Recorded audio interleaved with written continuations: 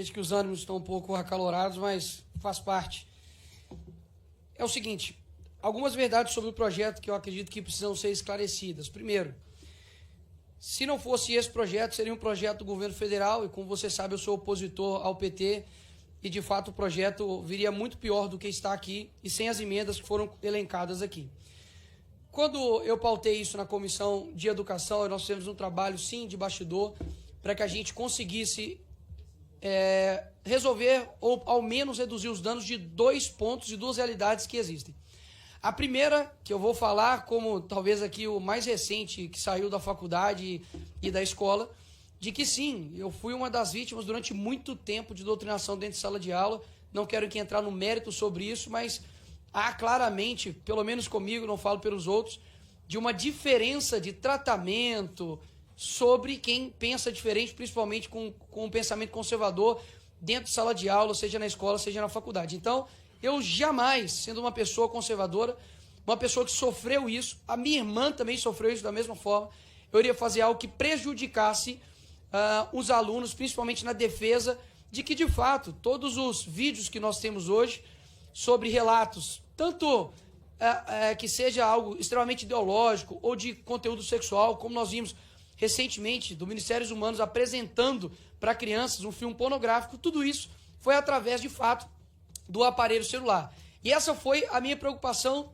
primordial, tanto nesse projeto, e quanto uma outra realidade também, que a gente não pode fechar os olhos, que é o quanto que o celular dentro da sala de aula, de fato, retira o foco, atrapalha na cognição da criança, e isso é algo, não é meu ou de outro lado, é um dado científico. Não sou também inocente de acreditar que, e falo aqui agora sim de forma ideológica, uma posição minha, de que a esquerda não se utilizaria isso para simplesmente proibir todos os celulares em sala de aula e impossibilitar com que o celular fosse um instrumento de defesa contra a doutrinação.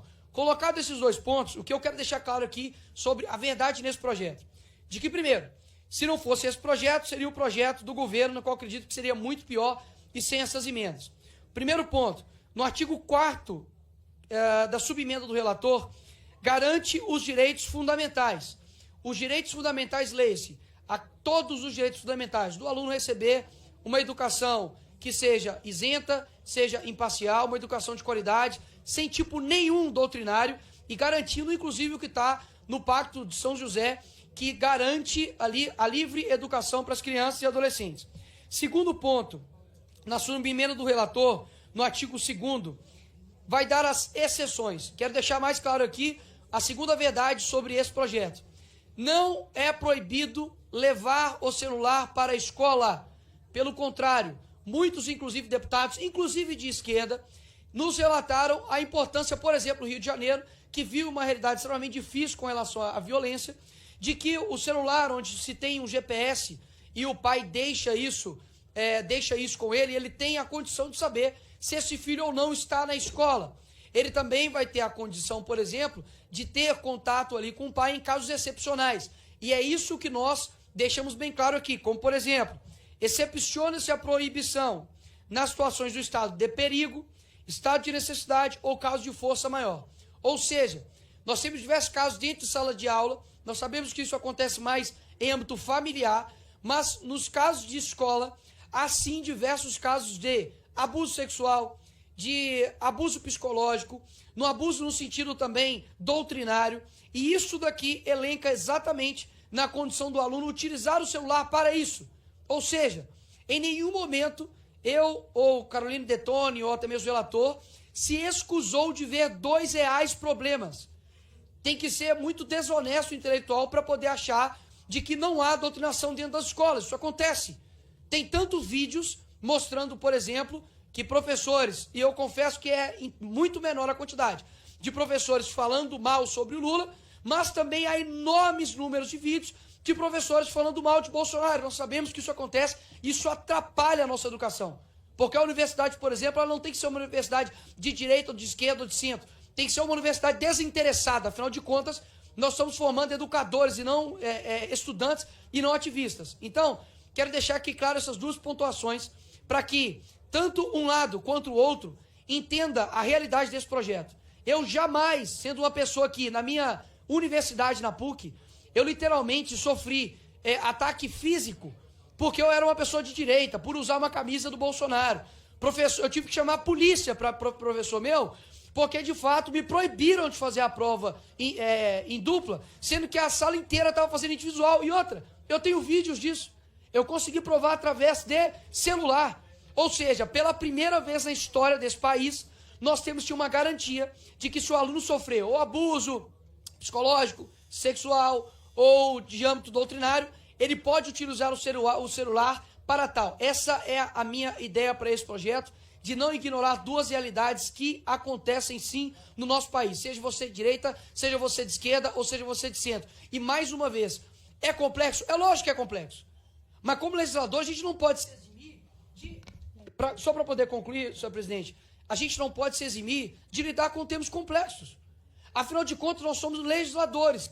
E eu não posso olhar para uma realidade que está acontecendo e simplesmente ignorar que isso está acontecendo. Presidente...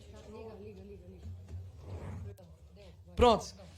E eu não posso simplesmente ignorar duas realidades que estão acontecendo. Então, tanto para aqueles que se preocupam, pais e mães, se preocupam com os celulares dentro de sala de aula, saiba que está proibido não levar ele, mas deixar de forma velada, seja na sua mochila, enfim. E há exceções, 3, seja de estado de perigo, estado de necessidade ou caso de força maior. Quero deixar isso aqui claro, quero parabenizar, a gente precisa tratar sobre os temas complexos, não tem como fugir de uma realidade que está acontecendo, e respeito também a divergência das ideias, porque quando todo mundo estiver pensando igual, é porque a gente já não tem mais uma democracia. E eu acredito que criminalizar uma outra ideia só porque a gente discorda dela, eu não acho que esse é o caminho correto de debater as coisas aqui.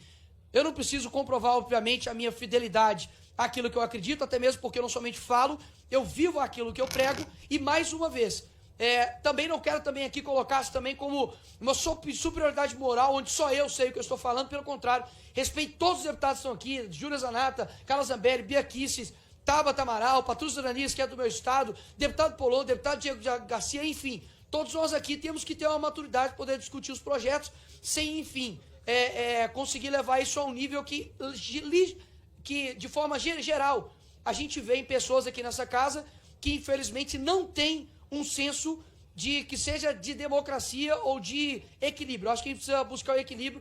Eu acho que esse projeto é, digamos assim, uma redução de danos. Caso contrário, teremos um projeto vindo do governo federal que eu acredito que de lá pouquíssima coisa vem de bom. Obrigado, presidente. Ok, obrigada, deputado.